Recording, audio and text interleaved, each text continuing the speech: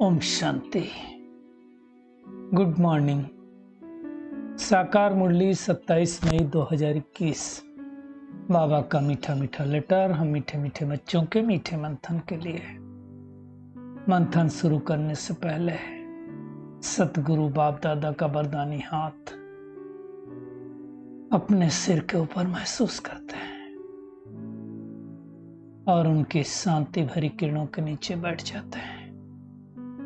महसूस करें, मैं शांत स्वरूप आत्मा हूं, शांति के सागर की संतान हूं। आज बाबा ने कहा, मीठे बच्चे, अभी विनाश का समय बहुत समीप है। हम सबको देख करके भी लग रहा है कि परिवर्तन का समय एकदम नजदीक आ गया है ना। परिवर्तन इनफैक्ट ये हम कहें कि चालू हो गया है तो अतिशयोक्ति न होगी, ये ज्यादा सच होगा। तो परिवर्तन की प्रक्रिया चालू हो गई, अभी थोड़ा स्लो है, फिर धीरे धीरे फास्ट होती जाएगी। तो बाबा कहते हैं इसलिए क्या करो, विनाश का समय नजदीक है, इसलिए एक बाप से सच्ची प्रीति रखो, किसी देहधारी से नहीं। कोई भी देहधारी हमको अब याद नहीं आना चाहिए। क्यों? जाना तो परमात्मा के संग है, तो किसी दूसरे को याद करेंगे वो थोड़ी हमको लेकर के जाएगा। और वैसे भी दूसरे को याद करेंगे तो हमारी स्थिति क्या होती जाएगी? नीचे गिरती जाएगी। आज का बहुत सुंदर प्रश्न है। जिन बच्चों की सच्ची प्रीति एक परमात्मा से होगी, मतलब एक बाप से होगी, उनकी निशानियां क्या होंगी? उत्तर है, उनका बुद्धि योग किसी भी देनदारी की तरफ जा नहीं सकता है। किसका? प्रीत बुद्धि वालों का। वह आपस में एक दो क्या सुग नहीं बनेंगे, मतलब आपस में एक दूसरे को नहीं याद करेंगे। दूसरी बात, जिनकी सच्ची प्रीत है वो सदा विजयी बनते हैं। विजयी बनना अर्थात सतयुग का महाराजा महारानी बनना, ये छोटी बात नहीं है, ये बड़ी बात है। तीसरी बात है, प्रीति बुद्धि सदा बाप के साथ सच्चे रहते हैं, कुछ छिपा नहीं सकते हैं।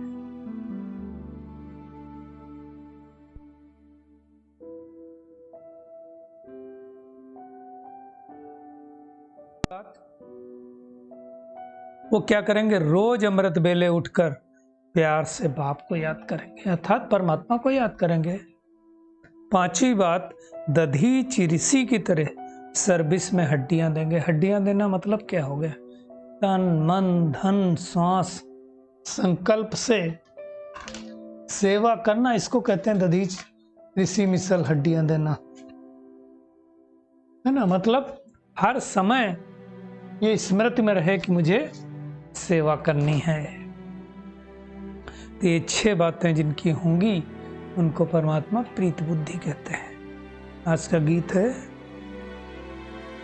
ना वो हमसे जुदा होंगे ना हम उनसे जुदा होंगे।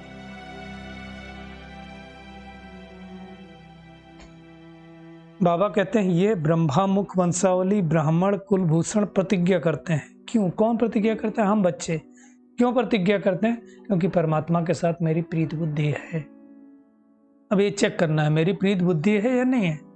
बाबा कहते हैं तुमको पता है ये विनाश का समय है, इसलिए बाबा समझाते हैं बार बार, विनाश तो होना ही है, उसको कोई नहीं रोक सकता। विनाश काले जिनकी प्रीति परमात्मा के साथ होगी वही विजय पाएंगे, अर्थात सतयुग के मालिक बनेंगे। इसको अंडरलाइन कर लो। शिव बाबा कहते हैं विश्व का मालिक तो राजा भी बनते हैं और प्रजा भी बनती है। वो प्रजा भी तो क्या बोलेगी? अभी जैसे कोई भारत में रहता हो, छोटा आदमी हो बड़े आदमी हो, तो क्या बोलेगा? मेरा भारत। तो ऐसे विश्व के मालिक तो सब बनेंगे, परंतु पोजीशन में तो फर्क होगा ना। जितना बाप से प्रीति रखेंगे, याद में रहेंगे, उतना ऊंच पद पाएंगे। इक्वेशन एकदम क्लियर है। जितना प्रीति होगी, जितना याद करेंगे, उतना ऊंच पद पाएंगे। सिंपल। और बाबा को याद करेंगे तो विक्रम भी नष्ट होंगे, है ना। और जिनकी विपरीत बुद्धि होगी, बाबा कहते लिख भी सकते हो, है ना, उनका विनाश होगा। प्रीति बुद्धि वालों की विजय होगी। बाबा बिल्कुल क्लियर कर कह देते हैं साफ साफ। और दुनिया में प्रीति बुद्धि कितनों की है? पांडव 5% ही गए ना, उतने की ही है। बाबा कहते हैं इस दुनिया में प्रीत तो किसी की है ही नहीं। आज फिर से बाबा ने कहा कि बच्चे परमात्मा और श्री कृष्ण की महिमा अलग अलग लिखो, तो सिद्ध हो जाए गीता का भगवान कौन है ना। अब श्री कृष्ण सतयुग का प्रिंस है, वो गीता कैसे सुनाएगा? वो द्वापर में नहीं आया, वो सतयुग में आया। ये सब बातें समझने की है। बाबा कहते हैं ज्ञान का सागर पतित पावन परमात्मा है, पानी की नदियां है। अपने आप से पूछो, क्या पानी में नहाने से हम पावन बनेंगे या शिव बाबा को याद करने से बनेंगे? ये चेक करना है ना। दुनिया भूल गई है, तो बाबा कहते जो गीता के अभ्यासी ना, उनको खास करके तुम निमंत्रण दो। बाबा कहते हैं उनको बुलाना चाहिए कि तुम जज करो गीता का भगवान कौन है, अपने आप समझ में आ जाएगा, है ना। गीता से ही तो सदगति हुई, लेकिन भगवान का नाम भूल करके बच्चे का नाम डाल दिया तो सब गड़बड़ हो गई। बाबा कहते हैं मैं तुम्हें सत्य ही सत्य बताता हूँ। गॉड ट्रूथ है तो सत्य ही बताएगा ना। मनुष्य जो अर्थ निकालते हैं वो गलत ही निकालते हैं। सबसे बड़ी गलती परमात्मा को सर्वव्यापी कहना। बाबा कहते हैं यूरोपवासियों की है विनाश काले विपरीत बुद्धि। इतने एटम बम्स बनाए हैं सब, तो क्या करने के लिए बनाए? छोड़ने के लिए बनाया ना, रखने के लिए थोड़ी बनाया। बाबा कहते हैं परंतु पत्थर बुद्धि थोड़ी है बात समझने की। जो पारस बुद्धि थे वही समझेंगे, और पारस बुद्धि पत्थर बुद्धि बन गए, अब फिर से पारस बुद्धि बन रहे हैं। तो परमात्मा को ही कहा जाता है नॉलेजफुल मर्सीफुल। ये दया करते हैं ना, जो हमको हमारे परिचय देते हैं, है ना, तो उनको बड़े प्यार से याद करना है। बाबा कहते कई तो समझते ही नहीं कि हमारी बाप से प्रीत है कि नहीं है, तो वैसे ही पद मिलेगा। प्रीत है का मतलब क्या है? प्रीत अगर परमात्मा से है तो हम परमात्मा के बताए गए रास्ते पर चलेंगे, सिंपल। जिससे प्यार होता है हम उसकी बातें मानते हैं। तो भगवान से प्यार है तो उसकी बातें मानेंगे, उनको फॉलो करेंगे, और फिर साथ साथ दैवी गुण भी धारण करना पड़ेगा। तो हम हैं बाबा के मातेले बच्चे, सगे बच्चे, है ना। कभी झूठ भी नहीं बोलना है। बाबा कहते हैं मैं सत्य हूँ, सत्य बोलो, और जितनी मेहनत करोगे उस हिसाब से वर्षा मिलेगा। कोशिश करने की जन्मों का वर्षा मिले। बाबा कहते हैं दुनिया में बताते हैं कृष्ण ने मुरली बजाई, एक्चुअल तो ये मुरली है जो हम सुन रहे हैं। फिर राधे कहाँ चली गई? रस्ती को फिर बंजो दे दिया। ये सब बातों का कंट्रास्ट बाबा ही समझाते हैं। दुनिया वाले क्या कहते हैं? हमको अल्लाह ने पैदा किया। अरे अल्लाह को जानते नहीं हो तो कैसे पता चला अल्लाह ने पैदा किया? तो प्रीति बुद्धि नहीं। आज बाबा ने स्पष्ट कह दिया जिनकी प्रीति बुद्धि होगी वे सत्युग में जाएंगे, वही विजय प्राप्त करेंगे। जो विपरीत बुद्धि होगे वो विनाश को प्राप्त करेंगे। सिंपल बात है। तो हमको क्या करना है? अपना बुद्धि योग परमात्मा के साथ जोड़ना है, सिंपल, है ना। कई बाबा कहते हैं बच्चे तो क्या सोचते हैं कि मेरा तो डायरेक्ट परम शिव बाबा से कनेक्शन नहीं। ब्रह्मा बाबा के बगैर शिव बाबा कैसे बात करेगा? तो ब्रह्मा बाबा के साथ ही शिव बाबा को कनेक्ट करना है ना।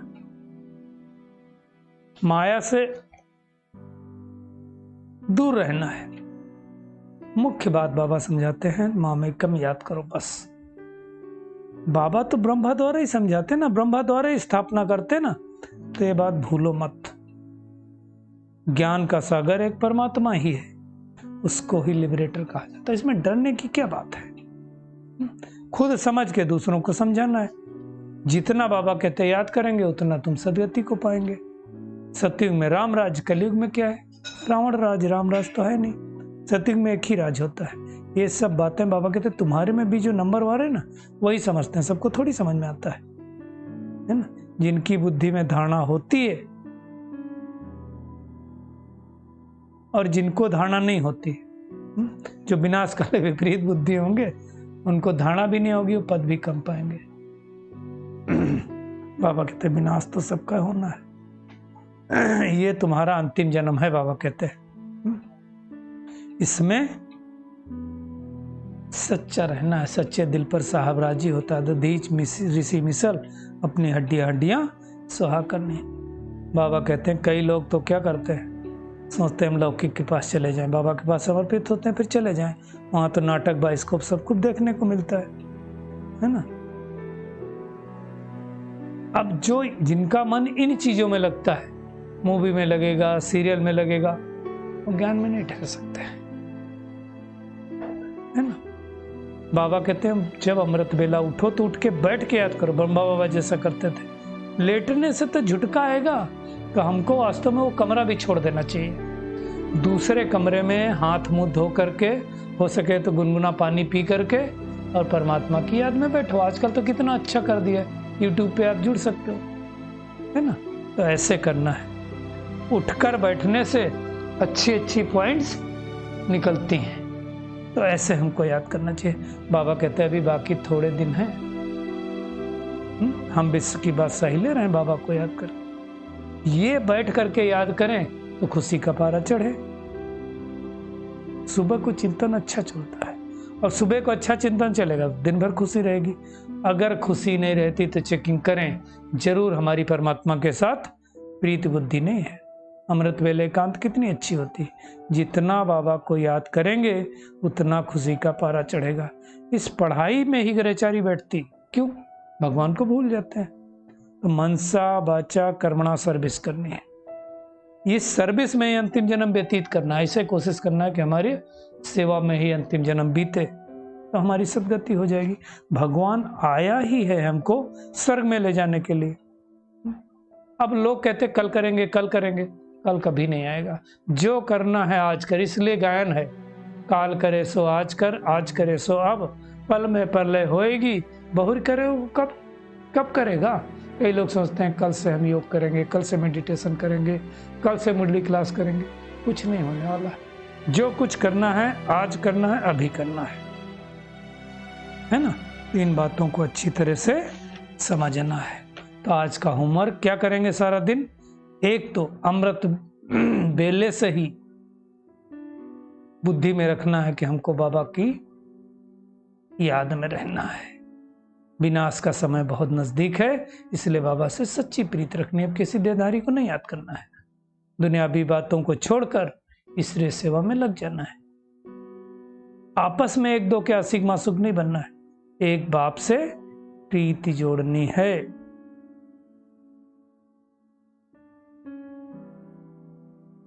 आज का बाबा का वरदान है, स्वार्थ शब्द के अर्थ को जान, सदा एक रस स्थिति में स्थित होने वाले सहज पुरुषार्थी भव।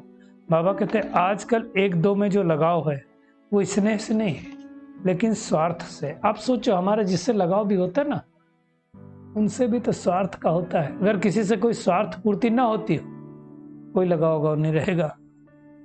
स्वार्थ के कारण लगाव, लगाव के कारण न्यारे नहीं बन सकते। इसलिए स्वार्थ शब्द के अर्थ में स्थित हो जाओ। अर्थात पहले स्वार्थ का मतलब क्या होता है, संधि विच्छेद करो। स्व प्लस अर्थ। स्व माने क्या होता है? मैं आत्मा। और रथ, रथ मतलब ये शरीर।